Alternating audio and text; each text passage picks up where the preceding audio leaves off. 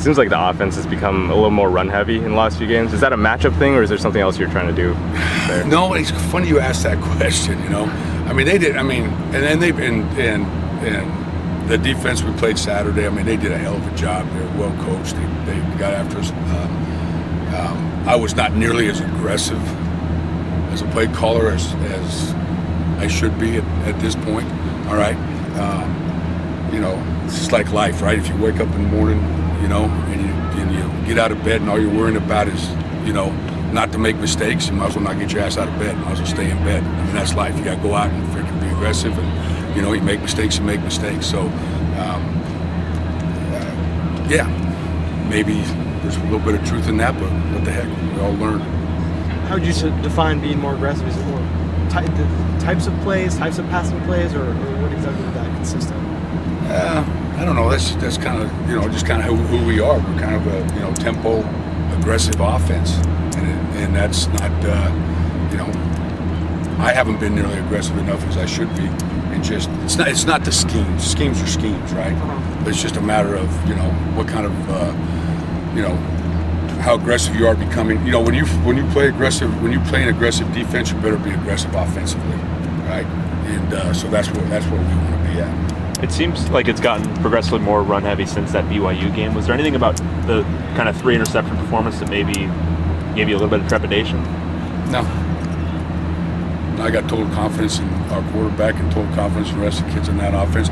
It's my job to put them in the right position, all right, to have success. All right, that falls on my shoulders, not on their shoulders. And then when I put them in the right position, it's on their shoulders to make the plays for us. It's a pretty simple equation. You mentioned tempo is something you want to pick up. Are you comfortable with the number of plays that are being run? Would you want to run more? Well, you don't get a lot of plays when you go too many 3 and outs. That has nothing to do with tempo. If you can't keep your butt on the field, you're not going to have a lot of plays. And I think the week before we were like 11 for 15 and third down, so we're going to have a lot of plays. This last week we were something like 3 for 15 or whatever it was. So you're not going to have a lot of plays. The tempo part has nothing to do with it. When you're game planning, are you ever considering what the defense, the injuries they've suffered, Sure, you take in all those factors, and that's my point about it in the game plan. You game plan, all right? You spend a whole week game planning, and then when it gets to the game, all right, now it's your job to call what you game planned, right? So that was my point about it. That our kids, we got a great group of kids, and I just need to get them in the right positions to be an aggressive offense. What have been some of your early impressions of Stanford? Shoot like every year. I mean, they really are a team that does a great job against us. They have, ever since I've been here.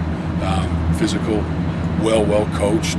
A little bit of a bend don't break mentality. They know their offense. To me, they know their offense is you're not going to get many touches against them.